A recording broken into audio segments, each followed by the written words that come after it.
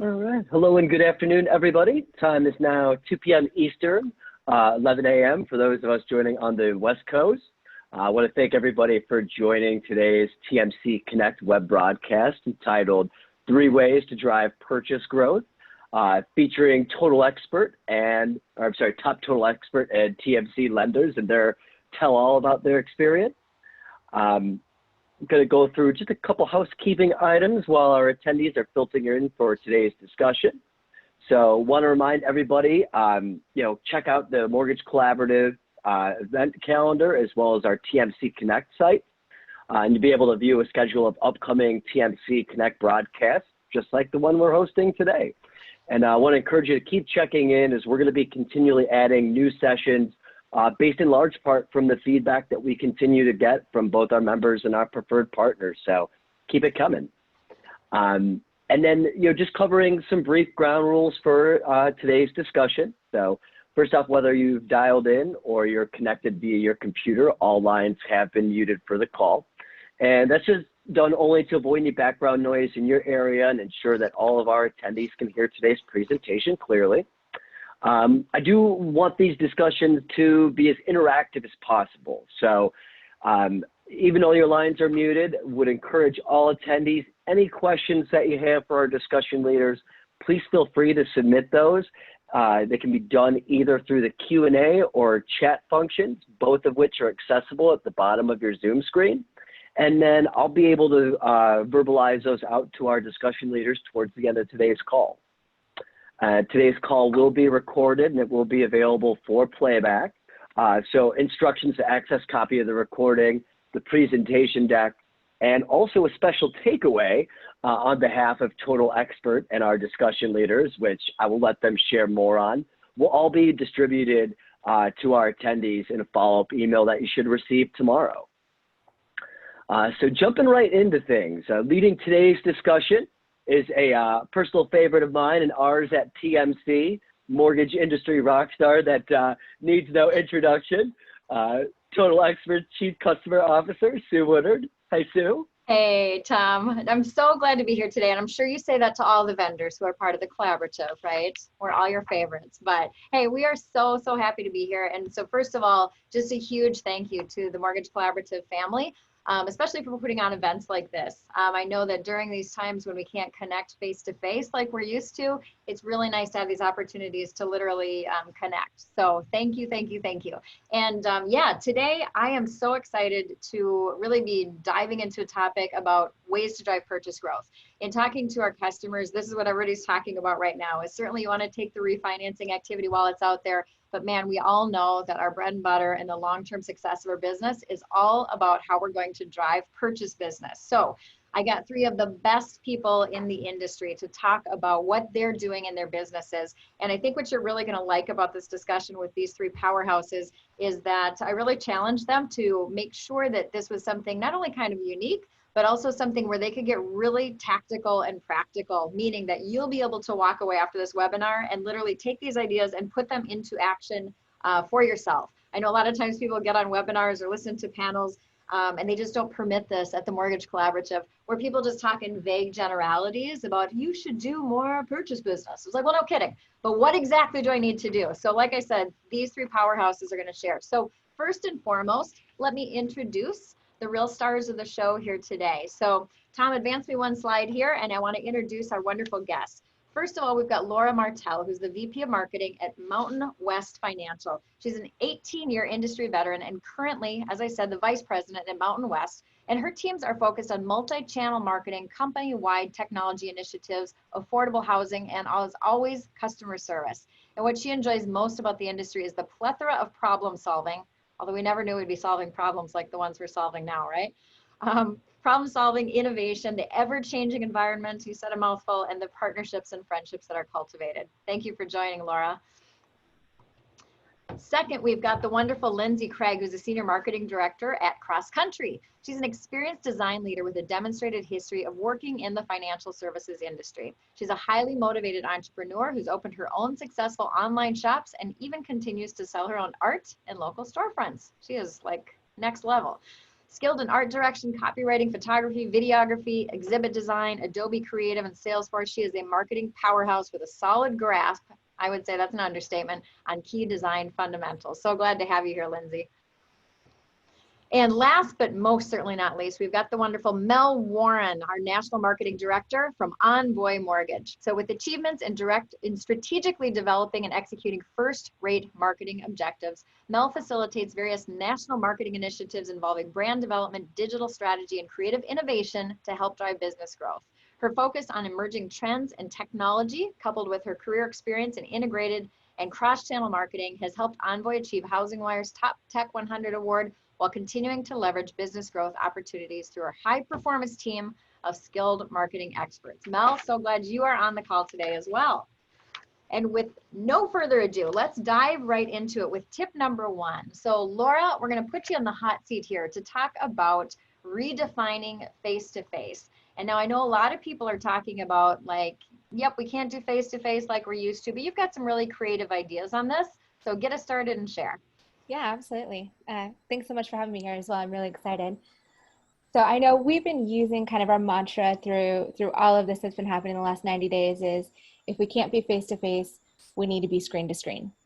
And I think probably one of the biggest misconceptions that people have maybe faced in this, or things that people are reevaluating, is that you need a brand new tech stack, or that you need to really repurpose some of the software that you have. And what we found is we have all the tools that we need, and really we're just doubling down on the areas that maybe we didn't pay quite as much attention to, and that's really helping us cultivate new realtor relationships, putting borrowers at ease, especially first-time borrowers who, when we can't see them face-to-face, we can't put them across the table, we're still able to function as the relationship strong company that we are.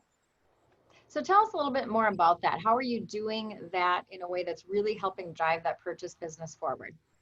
Yeah, I would say, we've really reevaluated our relationship with video. And the biggest thing that we've kind of come to terms with is video used to be perceived as a one-to-many marketing tool, where you created one video, put it out on whatever social platform or social platforms of choice, blast it out through email. And the purpose and the benefit to video was to record something once and have it hit many. And as we've redefined this relationship with video, we've found that one-to-one communication, whether it's through Zoom consultations or video voicemails, adding video components to some of our status updates, really helps solidify that personal touch, because customer service is not dead, even in a technology-driven world. And that really helps us take our service and still perform at the high level and the high value of relationships that we're accustomed to. So talk a little bit about the tools that you're using, and you don't need to mention Zoom. We all know about Zoom. I just wish I owned more stock in Zoom. We'll check that one off then already. Right, so got it. But what are the other tools? It's interesting because I think we're also repurposing tools that we were using in our personal life that we never considered for business purposes. So even things like FaceTime, Facebook Messenger, to have those quick consultations. Many platforms now you can share screens with. So again, the misconception that you need a new piece of technology or to invest heavily in something that's going to incur a high cost for your company, right, is completely not the case today. The other things that we're using quite a bit of video on, we're a mortgage coach customer, so adding video to our total cost analysis has been a game changer. Doubling down on BombBomb for us. Again, whether using it on the one-to-many or the one-to-one messaging, you can, again, share screens in there. We're able to capture kind of complex topics and still provide that level of simplified customer service, just using a different technology platform. And obviously, we are a total expert client as well. We're able to utilize many of our same integrations and partnerships through a lot of our different systems. Yeah, it's interesting, particularly you think about mortgage coach right now and people looking for that financial guidance and advice. I mean, I was literally just chatting with one of my colleagues here the other day, and even though we can be around, all of this mortgage stuff, there still is that advice needed. How much do I really put down? What do I do? Absolutely. How do I restructure things? And so many consumers out there are looking for that kind of advice. Really needing to make sure that they understand, I would say now more than ever, the financial decisions that they're making. You mentioned leaving video voicemail. Is that where BombBomb comes into play? Yeah, absolutely. BombBomb. Some people I'm seeing are just using them, recording something on their phone and sending it via text. Again, the thing I think I'm appreciating more and more is everyone's kind of finding their own path to do it, and it doesn't have to involve a huge investment in new technology. Absolutely. It certainly can, because there's some great new features and some great kind of trick things that you can do with something. Yeah. But it doesn't have to be overcomplicated. It can be as simple as possible, but just creating that face-to-face connection and that eye-to-eye connection. I know BombBomb has instilled to us that digital eye contact is everything today. So making sure that you're just being cognizant of, if you're going to call and leave a voicemail for someone and explain something, sharing it in video can be so much more impactful. Introducing them to your team can help ease any sort of concern somebody had. Doing videos with your realtor partners. You know, if we can't do open houses, helping them stage virtual open houses, walking through the features of a house. I mean, there's so many different ways that video can be used, especially in a one-to-one communication method. You know, you just mentioned digital eye contact, and I'm glad you said that, because, you know, hopefully all the folks who are listening today, you're not just listening, but you're seeing. And so I don't know about you, but like when, you know, it's weird because I know in real life, I'm sitting here alone in my office and I'm staring at a screen, you know, talking at it, but it feels like we're having a conversation with each other. I can look into your eyes and you get that same feeling, you know, where it makes a different connection here and here. So those are great tactics. Drill into, you know, your action items. And so if people want to take this, and I know people have certainly been, you know, evaluating this, everybody's need to, you know, do video in a little bit of a different way, but what are some real specific tactical items that somebody can leave and should leave and go think about based on what you found? A couple things I found. One is video can be a little, it can cause some apprehension for people, especially the first couple. So by reevaluating your client touch points, look at your milestone updates, whether it's in the lead process, the loan process, if they're shopping for a home. You can have some videos that are not personalized and available on demand. So things like how to fill out an application online, what the process is, how an appraisal works, any of the different milestones that are going through there.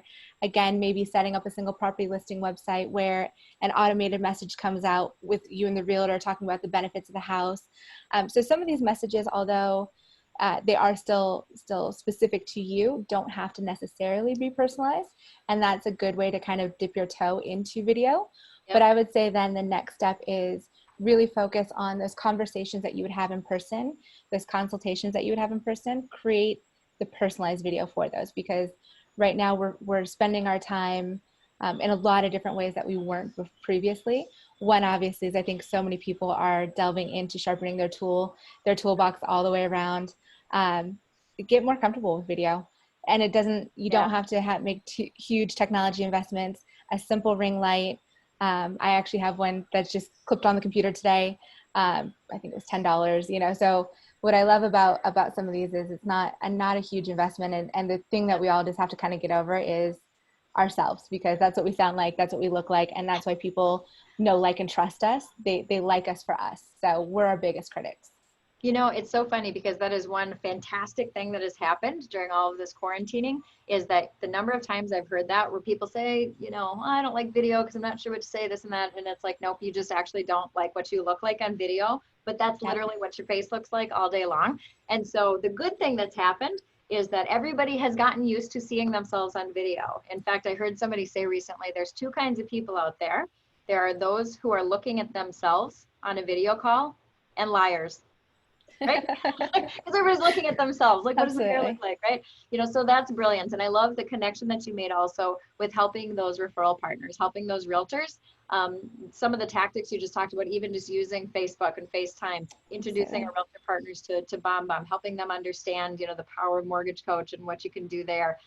Those are specific, tactical, wonderful takeaways. So Laura. And I would say I have one more if you don't mind. Yes, please. Just real quick. But I know we've really also been doubling down on our use of the single property listing websites, specifically through Total Expert on Us, because if our realtor partners are not able to bring as many people into their open houses, they're not able to get that foot traffic, we can help them increase that digital traffic. That's still a very much so a video tactic here, because you can send video follow-ups, you can include some of those in your Facebook marketing. So video plays really well, but that's just a great way to support our referral partners today. Brilliant. Single property sites with video. Absolutely. Yep. Because again, you think about, especially during this time, people going to look at houses and shopping for homes right now, you know, they feel a little uncertain. And so being able to look into somebody's eyes and kind of say, okay, there's real people here, it's okay. Yeah, So absolutely. that's brilliant. Thank you, thank you, thank you, Laura. Let's Thanks, shift Sue. gears. We're gonna shift over to Lindsay here. Now, digitizing and diversifying events. You've got some really creative event strategies here. So Lindsay from Cross Country, with no further ado, jump in and tell us a little more how you're driving purchase business. Okay, thanks, Sue. And thanks for having me. Very excited to be here. So in a nutshell, 2020 was going to be a really big year for events for us. I mean, we were going heavy on it. And so, you know, we had an incredible lineup of industry experts, thought leaders for our sales rally, other team building workshops, and of course, you know, the pandemic happened, and so we had to pivot. So we renegotiated our contracts with some of these folks and redirected their participation through a web series. And it ended up being a huge success. We had no idea how this was going to turn out. It wasn't something we had dabbled in before. So we realized that this was going to have to be our new avenue to continue to connect with our referral partners and our borrowers. Yeah. So we also realized that, you know, people are really inundated with the COVID stuff and the pandemic stuff. So we wanted to make a point that our content was going to be something fresh, something useful, even if it wasn't mortgage related. So we started by turning to our own employees, actually. And at the end of the day, we found out that, you know, we had a lot of really cool people that worked for us with a lot of really cool connections and side hustles. Yes. So, you know, and we also kind of came to the conclusion that, you know, if our own employees and our own CCM family is interested in these things, there's probably a pretty good chance that other folks out there are going to also find them interesting as well. Because at the end of the day, we're really not all that different. So we put out an email. We had an influx of people who wanted to participate, anywhere from our loan officers to our underwriters, you know, referral partners, et cetera. And we launched, and, you know, we've done topics. I don't know if you want to go to the next slide. I've got some samples of some of our social media. So, you know, we advertised, we've done topics on yoga, on math, story time, dog training, cocktails, magic shows. I mean, you name it. You know, it's not just been about mortgages. And we've just had a phenomenal turnout for these things. It's been a lot of fun, you know, for our events team to kind of reinvent what they've come here to do. And Facebook Live too. Never in a million years would I have thought that we would be practicing a Facebook Live from a corporate standpoint, but people love it. People really do. So that's been our strategy. Love that. So talk a little bit more. You just mentioned Facebook Live. What else are you using? Like, I'm looking at this and I'm seeing Facebook Live, free webinar. What tools are you using for your webinars? Is it Zoom? I hate to say Zoom. No, it's all right. Their stock price is going up by the moment. It's good. Yeah, Zoom, you know, Eventbrite. I mean, we've also been utilizing Total Expert. We've implemented some new templates to help our events team kind of streamline some of these mini events that other folks are hosting, other loan officers. So, fantastic. Yeah. That's really good. So talk about a couple of things that you have here. I'm seeing, like, you know, it looks like a cocktail hour of sorts. Some dog. Yeah, that was for Cinco de Mayo. Making margaritas. And how did you, so talk just real quickly talk again about how did you get your ideas and what kind of, how is this driving purchase business? Yeah, for sure. So, you know, we of course had our own kind of brainstorm session within the marketing department to come up with some cool things, but really the aha moment didn't come until we opened it up to our employees and other referral partners. And we just kind of sent out an email and we're like, guys, we want to know more about you. Like, what's cool? What are you into? What are you doing? What are you spending all of this time doing? And we had so many interesting people reach out to us that we had no idea, you know, had these other talents and things on the side. So not only was it really refreshing, just simply from an internal team building exercise, that we got to know people that we see every day at the water fountain or water cooler, you know, that they have all of these other interests, but really, you know, showing that to our clients and our referral partners. I think today, in this new digital face-to-face world, we're really missing that personalization. And I think the big reason that this is helping to continue to drive business for us is just simply that, you know, we're all people and we're showing this really emotional human side of our company and the people that work for us that's totally relatable. So. Yes, I love it. I mean, I really love that, because it is true that as much as we are, we're distant from one another physically right now, but at the same time, we're being invited into people's homes, right? Like we're seeing, like, I keep looking behind you, Laura, because I can't tell if it's a fan or if it's Mickey Mouse or what that is. Lindsay, I'm trying to see what your pictures are. You know, I mean, it's like we're being literally invited into people's homes where we're meeting their children and their pets. And as you said, people that, you know, we maybe have worked with, whether they're our realtor partners or, our colleagues that we've worked with for years, suddenly you go, oh my gosh, like you know how to juggle or make a killer, Moscow mule or whatever, I mean, like these are so really cool. So let's go to the next slide, because I know you're going to drill into some tactics that if somebody's listening going, oh my gosh, what a great idea. What are the couple of steps that you would say that they hang up from listening to this and go take?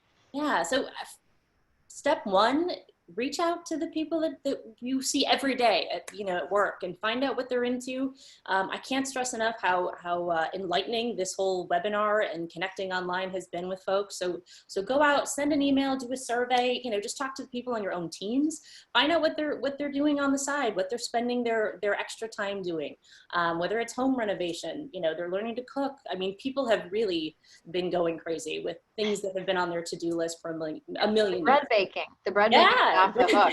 Like the nation has bread. run out of yeast, I've heard, because like there's so much bread baking that's happening. Yeah.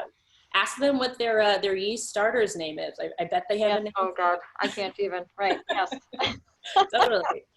So once you've got those ideas, I would challenge you all to try and plan one digital event this month. See how it goes. It doesn't necessarily have to be Facebook Live. You don't have to jump all in right off the bat, but plan something and see how it works for you. I think you will be pleasantly surprised. I love it. And so you're actually seeing that drive purchase business because you're not only making a closer engagement with those realtor partners, but with the community of people that are, listening, following your leads, your prospects, your past customers as well. Yeah, we're staying in front of all of these folks, and it's not because we're asking them for business. It's not because we're talking about mortgages. I mean, They see us when they open up their Facebook feeds and Instagram, and we're giving them content that's kind of a break from the usual. So I love it. Lindsay, that is brilliant. It really is. Yeah. So let's shift gears, go to our third of the three amazing tips that we've got here. And last, but most certainly not least, the amazing Mel Warren. I have to tell you that when I first glanced at your topic here, the why behind CW loans, it took me a moment. I was like, because I've originated a long time, but it's been a while. It's been a minute. And I was like, is it country western loans? Is it like, what is that? And I canceled and withdrawn. So Mel, talk to us about what are you doing at Envoy? This is a pretty unique idea. Yeah, absolutely. Well, we've been really excited about this and have taken some time at a corporate level to analyze our win-loss position. Win-loss is really, at an organizational level, learning where you're winning business, where you're losing business, ultimately, with the goal of increasing your win rate with end consumers. So this concept typically is carried out at an organizational level or corporate level, but these are principles that I believe can very easily be applied at the individual LO level as well. So what we did was we just selected a time period, and we wanted to decide or discover where and when we're losing the most customers. It's no surprise. It was really no surprise to us when we did our research that you're going to lose most of your customers at the top of the sales funnel. Consumers are less committed up front. They've not become engaged to you yet. And a lot of times this is when they're just shopping around. They're being met with other competitors. Lenders are sort of poaching them for business. And that's where you're going to see the majority of your fallout. That was confirmed in the research that we performed as well. So after getting that out of the way, our goal at this point was now to try to uncover that why. Why are we losing customers? If you were to have asked me before this exercise what I thought the answer would be, I thought the answer would absolutely be price across the board, at least in 80% plus of the instances. I think a lot of shoppers put that as a top item and what's a priority for them in many cases. So I was pleasantly surprised to see that was really not quite the case when we received the results back. And when we did, we learned that a lot of the reasons consumers are not moving forward with us are reasons very much within our control. Communication issues, or there's misunderstandings, or there's, relationship hiccup, or, and we kind of took a step back and said, wow, there's so much here within our control whether it's utilizing technology. Total Expert clearly is a huge avenue for us, and making sure that we put some of these things in place up front, whether it's communication, automation, and making sure that now that we understand where we're losing customers and why, we can be more intentional and proactive about reducing that behavior moving forward. So this is not explicitly limited to purchase volume, but in a stable environment. We're not in a stable environment right now. Typically lenders have a much stronger purchase mix compared to refi volume. So this will effectively impact your purchase business short-term and long-term if you develop this as kind of a business practice. Right, because you're not only fixing a gap, right, that you may have there, but I think it's really interesting that it fixes it for the long term as well. I mean, it's making sure that you've got that journey completely seamless. One of the things we talk a lot about, Mel, is, with every single interaction somebody has with you and your brand, you've got the opportunity to build trust or erode trust, right? And if you miss those communications when people are going through, particularly a purchase transaction, which is not just a financial decision of, will I save money or not? It's literally that it's their home where their family lives, and maybe somebody's getting married, getting divorced, has gotten a new job, is having a baby, maybe somebody's passed away. Their life is happening, and if they feel any kind of break in that connection, it can make a difference, right? And so I also think it's brilliant that you learned that you said over 80% of them were not about price; it was about other things, right? And well, that was my assumption. Yes. We actually, I would say there was still a very large portion of the pie that did credit, sort of the reasons to move forward or pricing related issues. So we categorized that, and we pulled in other factors that pertain to that category.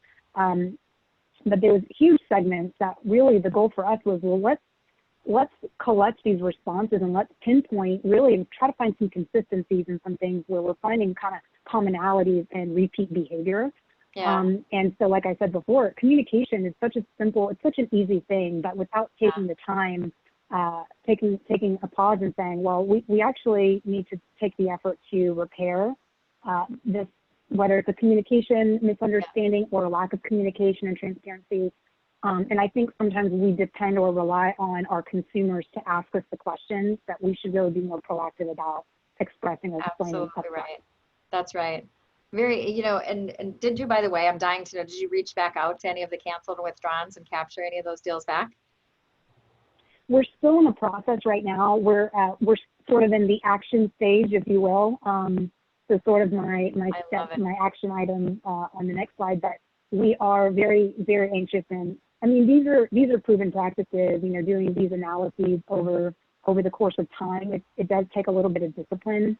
And this is something that it's not just a one-time thing, and that's part of building this into your process. It seems cumbersome, and it seems like nobody has the time for this right now. Yeah. But you don't have the time to not do it, because as we talked about, loans are falling out of the sky. These are great times for everybody, but we're not in a sustainable environment. So how can you really secure long-term growth? I always giggle a little bit when people tell me they don't have time for something right now, because I'm like, if you've got time to bake your own bread and watch Tiger King, then you've got time. I'm just going to say. So let's move a slide forward and take us through, the specific action items. Somebody hangs up from listening to this great call. What do they go do?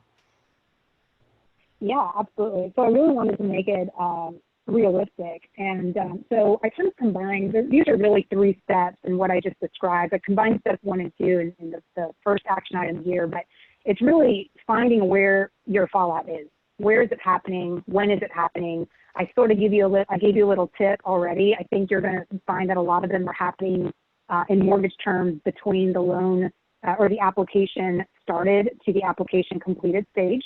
Right, we know that that's where we're seeing the canceled withdrawals after that 120-day point. So step 1, finding where you're losing people. Step 2, finding out why. Some tangibles behind. So we did something a little more sophisticated. We did a corporate survey. You can do surveys on your side if you're just an LO and you don't feel like you have the support of an army behind you to help you with some of those things. It can be as simple as just picking up the phone or sending a text message at that 120-day mark and say, hey, what can I do differently? I want to be the best that I can be and best serve my customers moving forward. Can you give me any advice, or can you can you kind of steer me in the right direction here? And I just want to learn. I think people really respect that and take that, willing to help and be transparent. And by the way, on that really quick, I'll just say that a lot of times you're going to find that consumers are not interested in going elsewhere. They'll say, hey, COVID happened, I'm just taking a pause, or we just, inventory issues, it's tight right now, we want to take our time. But the problem is, though they're genuine and they truly maybe intend at the time to work with you, by the time they do purchase in a couple of months, you find that they went with a lender. It wasn't that they were disingenuous up front. A lot of times that's the time where you should be remaining top of mind, but we as sales individuals will focus on our pipeline, and we're super hyper focused on what's for certain rather than maintaining those relationships. So those are the times where they're getting, again, poached, and everyone's vying for their business. So anyway, that's just a point I would make that we learned as well, is a lot of these consumers have no intention of going elsewhere. They end up doing it because that's the time that other people are picking up that, all right, I'm going to be the one staying on top of them because their LOs currently are busy elsewhere. Yeah.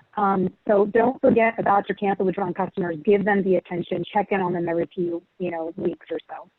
And then the last point here I'll just say is, once you find those consistencies, take action with your own business practices. Tailor your methods so that you can avoid that repeat behavior moving forward. If it's, I'm finding a lot of people feel that, there's a lot of questions around rate, maybe address that up front and don't wait for them to find a lower rate at a competitor 2 weeks later. Explain to them, hey, there's changes up and down. Before you move forward with somebody else, talk to me first.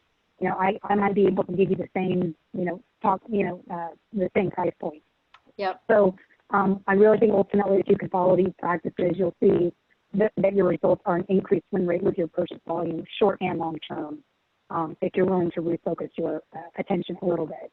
Yep. There's And a lot of opportunities there. I love what you just said too. You made just such a good point about finding where that gap is or that rub is, but then operationalizing it. If you say, people are leaving because, they get a lower rate quote somewhere else where they could have gotten the same low rate through you, operationalize that and put in a communication point saying, hey, guess what? Rates move every single day, sometimes a couple times a day. Mm-hmm. And so, check back if you, want more information about that. So I think, that's a really great point, is not only discover these gaps, but operationalize it so it fixes it going forward. So brilliant. Yeah. And just the last point too, we talked a lot about, these are crazy times. Fellows, I do sympathize a bit because they're working long hours, they're working weekends. But these are sort of those little things that make a big difference. We talked about technology can really be your best friend in times like these. And your opportunities for growth, I believe, are really tied to many times your willingness to refocus your attention and catch those gems along the way, such as your canceled withdrawn consumers, so that, it will separate, I believe, the winners from the losers in the long run.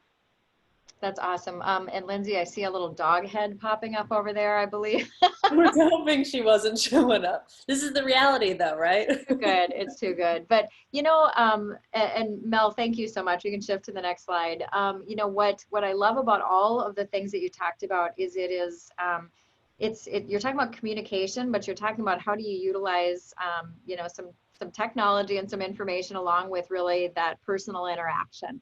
Whether it is talking about how are you connecting and using some very creative video steps, the video voicemails, the in-process videos, single property sites with videos, whether you're doing digital events and, really going for a different connection using things like Facebook Live or Zoom or what have you, but you're kind of doing a very different angle than just learn about what a mortgage is. You're doing some really creative things that are drawing in a lot of people. And Mel, I think grabbing those people that are maybe slipping through the cracks and figuring out how can we recapture some of them, as well as, operationalize some of those fixes going forward. So I can totally see how all of these are driving great purchase growth for your great companies. We have put all your fantastic tips together in a tip sheet, a little action sheet. So for everybody listening, you'll be getting a copy of this webinar. You'll be getting the recording from it from our wonderful family at the Mortgage Collaborative. And they'll also be sending out that tip sheet to you as well. If you just can't wait, because I know some of you probably are on the edges of your seats, you can actually email us here at at totalexpert.com, and we can send out that purchase action sheet today.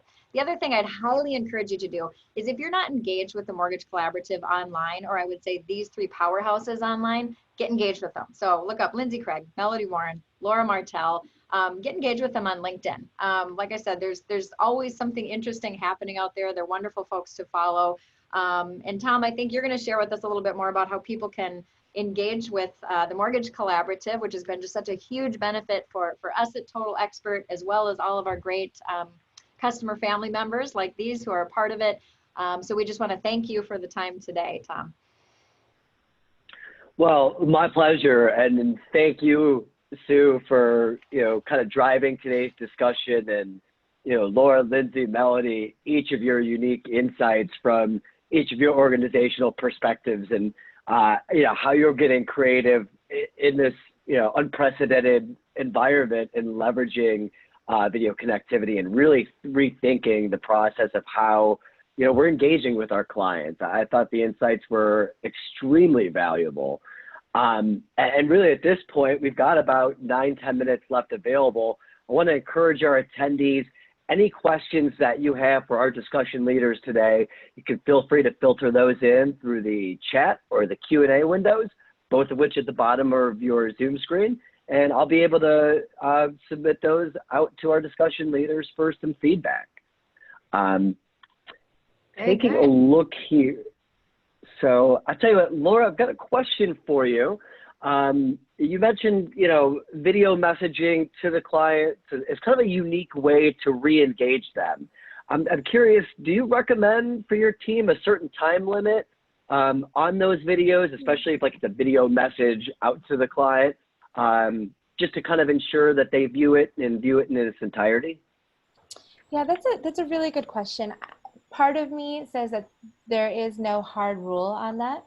And the reason I kind of look at that is it depends on what you're sharing, what the intention was of that call, maybe how you set that call up, as far as I'm going to send you 15 minutes that's going to explain your entire cost scenario. People are willing to spend a little bit more time on that. So kind of what the intention of the message is and how far you are in the relationship. If it's something brand new, if you're doing something with a realtor partner that's talking about the benefits of a unique feature of the house or some sort of feature of the property, I would say, keep those minute and a half. If you're using a system like BombBomb, one of the things I love about those is that it puts the time limit or the time of the video right on the email or the text message. So there's already kind of the expectation of, I have 2 minutes to set aside, I have 5 minutes to set aside. So there's really not a hard and fast rule in my mind. Again, it really just depends on what stage of the relationship and what kind of prompted this video. If it's going to be a more complex subject, I think as long as you preface somebody with, I'm going to send you, it's going to be 5 to 6 minutes, and set the expectations, people will sit through longer videos. No, that's a great point. And not even just for video, but for, text content. I mean, we found that to be really resourceful here at the Mortgage Collaborative for, our weekly newsletters or, thought leadership content. If you put that preface up in the front, how long the read is, and you're honest about it, people are willing to engage you for that, 3 or 5 or 6 minute period because you've been open and honest up front. Yeah, and I've even seen some of our loan officers, if they're doing something on Facebook that says, hey, bear with me for the next 5 to 6 minutes because here's why you want to. Here's what we're going to talk about, and kind of, again, set the expectation and preface with what the value that they're going to be sharing to kind of draw people in. That's a great point. Thank you. Mm-hmm. Lindsay, question for you. I'm curious, what was the biggest challenge that you faced or your team faced internally, perceived a reality, with going from kind of the idea phase to then building out, or concerns around building out an audience or a following for these virtual events that you guys are putting on across country? So I would say there was a couple. One of them is, of course, when you're in person with people, if you're hosting some type of a an event, there's that benefit of like breaking off into smaller groups, having sidebar conversations. So initially that was something that we thought we were going to be losing out on. And not to keep plugging Zoom, but Zoom has since pivoted and adjusted and flexed. And so they, there's been some new features with them where you can actually break out people into small groups digitally, through the webinar. So that was kind of a cool thing that we learned. Otherwise, I would say the other big challenge initially that we ran into was just simply building up the interest. A lot of people were not going out and looking for webinars necessarily. So it was very much something that we, asked our own employees to go out and kind of push and share and make sure that we were present for. And so by our own employees sharing this out, we were able to get a really big following, because now suddenly we have, our side sharing with all of their, contacts on social media, which really just, I think, made all the difference.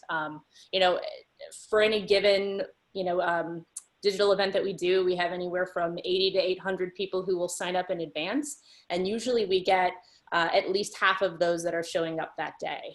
So if you think about, an 800 person event, even if you get 400 to show up, that's a substantial amount of people. So yeah. No, absolutely. You'll take those ratios any day, Yeah. and then from there kind of build the brand following to it. That's awesome. Awesome. Well, we've got a couple minutes left. Last call to our attendees. Any questions that you have for our discussion leaders? Chat or Q&A box can both fill out there, and I'll be able to present those out on your behalf. Melody, quick question for you. At Envoy, when you were doing the research, I guess, was there any additional stage in the sales process that stood out where you were seeing kind of fallout from that connectivity with prospective borrowers? Yeah, we really took it from there. We saw that the biggest amount, and I don't know the percentage offhand, but we did fall a lot actually immediately after app completed. I believe at some point between underwriting approval, which is happening pretty quickly. I think it was a 30% fallout. So we actually have a much higher, above average, I would say, pull-through rate once you get the app completed, and that's really the goal, is really to commit them up front. I would say that's a different discussion, and we could spend a lot of time on that and the things that you can do to really get them to commit to you sooner. But the sooner that you can get them to provide their documents, submit, all of those assets and details up front, we're seeing a much stronger pull-through with those consumers than those that kind of are holding off and not really giving you that commitment up front. So it really has more to do, I think, with the consumers and their behaviors versus once they complete the application versus when they're falling out. That's a great perspective. I appreciate that. A question coming in here for Lindsay. Do you often post the same content across platforms, or do you differentiate the content depending on the platform? For example, say webinars on LinkedIn or cocktail hour on, Facebook Live, etc. That's a really good question. I can kind of answer it in two ways. So generally speaking, from a content perspective, during the day-to-day, we have different content that will show up on different platforms. LinkedIn, obviously, very professional. We try to always position our loan officers with the tools, to really come across as the experts in their field. Facebook, Instagram, much more lighthearted. So when depending on the event that we're throwing, if it's something that makes sense across the board, we'll of course share it and promote it on both platforms. But it's kind of a take it as you kind of go, depending on the event. So. Gotcha. Kind of knowing the event and your audience. Yeah, and, know your audience, exactly. For sure. Thank you. I have to just say that I know Mel, Okay. if I remember right, at Envoy, didn't you do like a whole campaign around like people's dog pictures or something? Didn't you? People's what? Like dog pictures. Didn't you have like puppy photos or? Oh, we did. Yes. Oh my gosh. If you want some serious success with a campaign, just throw some doggy pictures online. We did. It was probably to date the most successful campaign we ever did was having our employees submit photos of their pets. and we kind of made a contest out of it. People are super competitive, especially when you're dealing with salespeople.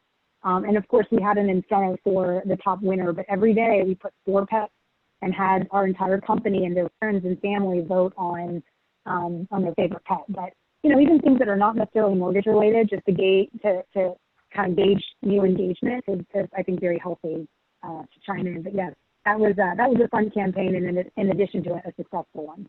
Yes, I thought so. But you know what? That's the beautiful thing about the mortgage industry and what we do and serving people is people's homes are their life, and that's where their life happens and their pets live and everything else. So anyways, all right, Tom, I know you're trying to wrap us up. No, it's a great point. And I wanted to plug our own marketing guru at TMC, Gabriella, who's helped us really humanize our brand through, you know, similar campaigns they're fun, they're lighthearted, and they tell you more about the people that you're working with. And it's been, you know, all of us are so siloed into mortgage-specific engagements. It's been a breath of fresh air to kind of bring that human element back into this familial culture that we have. Absolutely. Well, awesome. Well, I guess on that note, Sue, I'll turn it back over to you real quick. If there was any, you know, final parting remarks you want to leave our attendees with today. Yeah, I think most importantly, I just want to thank these 3, as I said, these 3 powerhouses. We love our customer family. We love our mortgage collaborative family. And so, as I said, the thread tying through it is communication and connection, and taking a step back and looking at what you're currently doing. And we do have the time to do it, and taking those actions that are going to make a difference for the purchase business in the long haul. So again, Tom, thanks to you, but thanks most importantly to our guests today.